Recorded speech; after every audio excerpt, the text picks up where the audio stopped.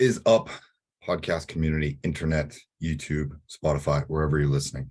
My name is Cam King. This is the Intersection Podcast, episode 9.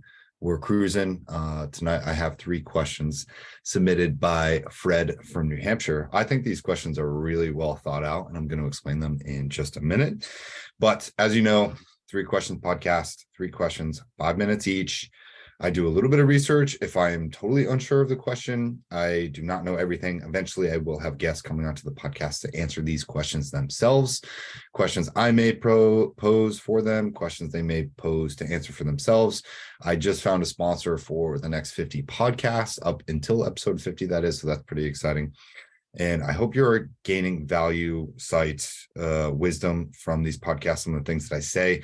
CK Collective, as many of you know and listen to, is a marketing and advertising company that has turned into a hybrid consulting company. And a lot of my personalized sessions are with small business owners, entrepreneurs. This podcast is really for them. A lot of my YouTube channels also for them, things that I've learned, things that I wish to pass on, and hopefully sort of continue to empower people across their own journeys. So what I'll say here for episode 9 is I want to get right into these questions. I will do more of the promo stuff afterwards. Again, you can submit questions at 3questionspodcast@gmail.com or going on to ckcollective.co. That is Charlie Kilo Collective.co. And you can find 3 Questions Podcast up on the tab in the hamburger if you're on mobile. So let's get into it. Question number 1. Question number 1, Jim Rohn used to say that you should be a 2-quarter person. Is this still relevant today? So if you don't know who Jim Rohn, R-O-H-N, is, Jim Rohn was a fantastic speaker. He also goes along the lines of Zig Ziglar, all precursors to Tony Robbins as well. These guys were really legends. I think they were the OGs of sort of the personal growth or the mindset or the building a better business thing. And so much of their wisdom is just timeless. Like you can go back and listen to all of these guys' audible clips. I think both of them have passed away now. I'm not sure. I'm sorry if they have, rest in peace. But what I will say is these guys threw out timeless wisdom that you can go back to and listen over and over and over again. I had to look this one up, but being a 2-quarter person essentially means that you are not being a cheap person. And it stems from a story where this guy was going and getting his shoes shined back in the day. And he only the guy who shined his shoes did such a good job, but the guy getting his shoes shined only tipped him 1 quarter. And he asked his friend if he should have tipped him 2 quarters. And it sort of ate at him all day. And it turned into this thing of him not being a cheap person anymore, him giving freely and abundantly to the people that produce good work. You essentially purchasing things that are of high quality. You know what you're getting for because you're paying a premium for that thing. You're not overpaying.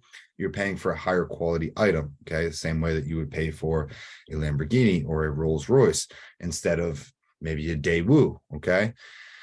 You get what you pay for has been a mantra of mine for a long time. This is something that my father instilled in me as well. He said, if you're going to be a cheap bastard, you're going to pay for things twice, and you're going to end up paying more than you originally would have if you just spent money on quality items the first time.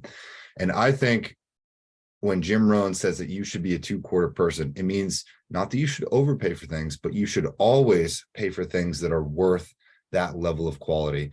And if that doesn't ring true in your life or any part of your life, send me a message, because I have never found an opportunity or come across an experience where that has just not been the case. I think being a 2-quarter person means you know what you are buying and are willing to pay a premium for it because it is one of the best. And it also means being the best. Okay. It doesn't mean half-assing it. It doesn't mean charging less for your services when you know your services are good, when you're putting yourself in there. And I think to answer the full question, is this still relevant today? Absolutely. Unfortunately, we live in a world where you can buy anything, anytime, right? There's always a price for having low quality items. There's cheap knockoffs. You can buy cheap knockoff Air Jordans on eBay for a fraction of the price. You can buy cheap stuff that looks like it's a real thing from China for a fraction of the price. And I think when we stick to our standards, we stick to our guns, and we know that we want something, it is always better to buy quality and be a better quality item or produce a better quality service in order to get that same sort of return. And I think that's what Fred is getting at here. And I don't really have much else to say other than you should be a 2-quarter person. You should look up what a 2-quarter person is, and you should most definitely continue to listen and learn from Jim Rohn, one of the OG guys out there. Okay, that's it for the first question. I'm going to jump into the second one here. Second question is, what things should an adult beginner understand when starting something they have not attempted before? I'm going to read that again. What things should an adult beginner understand when they are starting something they have not attempted before? Man, I just recorded YouTube content about this. I haven't edited the video or uploaded it, but I literally recorded a video on why it's awesome to suck at something new. Okay. Sucking at something new stinks. It hurts. It's painful. It's embarrassing. It's a death to your ego. And I think whether you're an adult who wants to start jiu-jitsu or whether you are in your late 20s, early 20s, late 30s, early 40s, and you have an idea, a side project, or you want to start CrossFit for the first time, or you're really keen on starting this business, or you want to get into real estate, but you're afraid. The fear of failure is huge, and it's something that we all have, okay? And I want you to understand these two things. There's one thing called the fear of failure, okay? Which is you stopping yourself before you even get started, okay? And then even worse, there is something called the fear of success, okay? Which most people don't really acknowledge. Most people actually stop doing something before they start because they're more fear of being successful rather than failing. We deal with failure in our lives regardless of whether we start something or not, okay? Stuff is not always going to work out. I have never met someone where everything has always worked out. Again, if you know that kind of person or you are that kind of person, awesome. Send them my way. I would love to have a great talk with them, get them on the podcast. But for most people, we experience failure regardless across life. 99.9% of relationships always end. Okay, 100% of relationships always end. 99% of them usually don't work out for forever. Okay, failure is going to happen in business, in life, and you should not stop yourself ever, ever, ever from trying. Because if you can adopt the mentality of I never lose, I either win or I learn, then you're always creating forward momentum, forward progress. You're always learning. Okay. The question that most people don't ask themselves enough, in my opinion, is what if this all works out? What if I succeed? What if I make a bunch of money? What if this does bring me happiness? What if this business does grow? Okay. What if this podcast does take off? Okay. Most people stop themselves because they are so afraid of actually being successful that it scares them from starting in the first place. Okay. They don't want to run a marathon because what if they actually do it, right? Then their entire identity and belief system gets shattered. And now you can't use that as an excuse, okay? David Goggins is really big on this. He in his book, he talks about something called a governor. It's the same way that we have these governor systems in our cars that stop us from going too fast. We have a governor type system in our brain that works. I'm not going to get into the neuroscience of this tonight in the anatomy and physiology, but it essentially works the same way.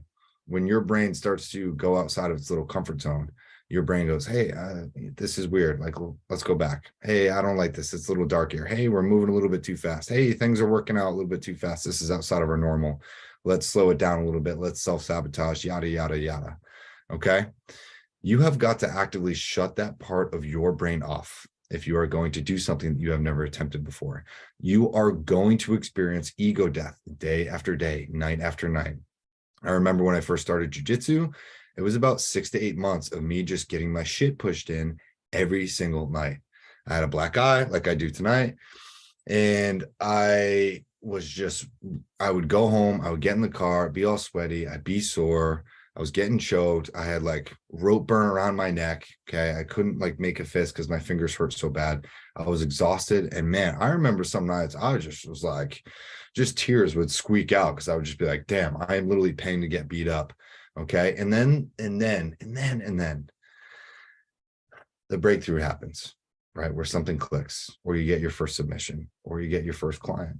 Okay. Or somebody walks through the door for the first time, or you see that somebody subscribed to your YouTube channel, or somebody purchases an ebook or something off of your website, whatever it is. Okay. Some stranger emails you, thanks you for changing their lives, whatever it is. That is a win. And I will say, what things should an adult, quote, beginner understand when they are starting something they have not attempted before is do not be afraid of failure. Do not be afraid of success. But your mission should be to learn, and it should be to not only change your life, but hopefully the lives of somebody else and those around you. That is it. Okay. I'm all out of time for this question, but I hope I answered that question, Fred. So I'm going to jump to last question, question number 3. Here we go. Some people say that if you are not planning on being the best at something, you shouldn't even try. Do you agree or disagree? I'm going to read that again. Some people say that if you are not planning on being the best at something, you should not even try. Do you agree or disagree? Very interesting question here. So I will answer it by relating to a book that I just finished. Seth Godin has a book called The Dip. And if you have not read this book, it is a short read. You can read it in an afternoon. Okay. And The Dip is all about answering this question. Okay. And Seth Godin really kind of highlights the fact that really successful people will quit early if they know they can't be the best at something.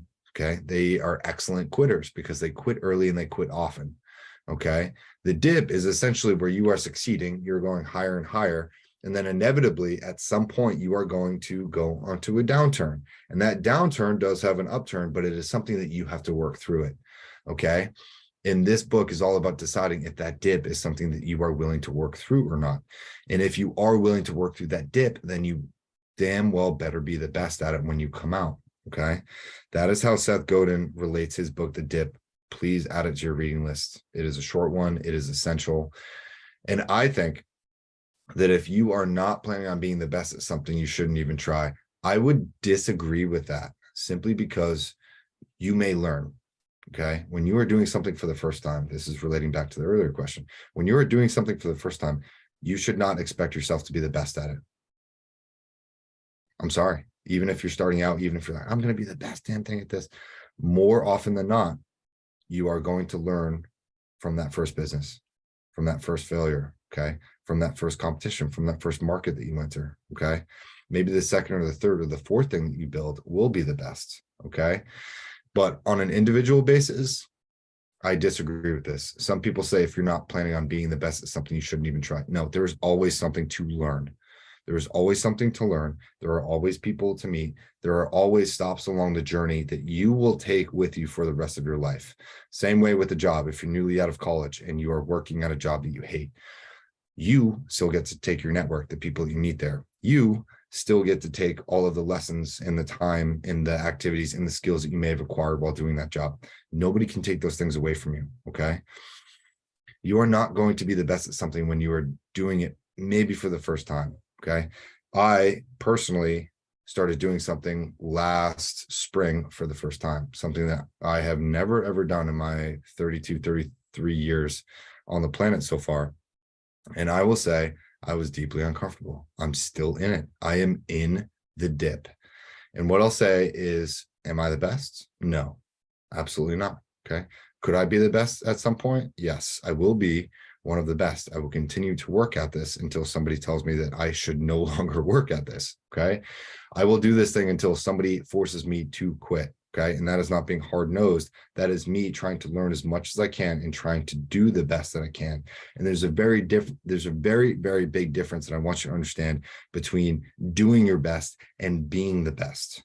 Okay. Doing your best is an individual thing. And you know, when you've given something 100%, being the best is anointed onto you from someone or a group of other people. They say that guy's the best. Okay. And even if you are the best, it doesn't mean you take your foot off the gas. It means you continue to innovate. You continue to learn, not necessarily watching your customers, or excuse me, not necessarily watching your competitors, but focusing on how you can continue to provide value. And that's what being the best means to me. Being the best means you provide the most value. It is the most efficient for you. It is the most efficient for your customers, your consumers, whoever you are working with. And I think that there's always something to learn. And if you become the best by doing your best, that is a byproduct of your effort and the amount of value that you can bring to something. That is what I will agree with. Okay. And I'll try to say that again in lesser terms. When you give your best and you do your best, that is when you become the best in the marketplace for your consumers, that means you provide the most value. Okay.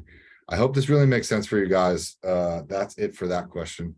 Sorry, there's helicopters in the background, so enjoy that. But look, you can find me at ckcollective.co.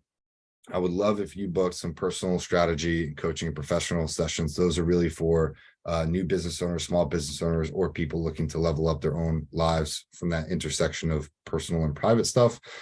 And what I'll say is this: CMO for Hire, that product is on fire. I have a ton of new companies coming to me and purchasing products that will meet with me weekly, 130-minute a week. They bring one thing to the table. We work in that one thing: sales, marketing, advertising, social media, promotions, innovations, products, whatever. Okay.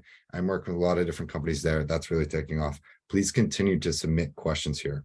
I love doing this podcast. I want to get more people on, and I hope it is providing value to you. If it is, or you want to see changes or a different kind of format, please send me your feedback. That is all I have for tonight. I will talk to you guys soon. See you in episode 10. My name is Cam King. See you later. Bye.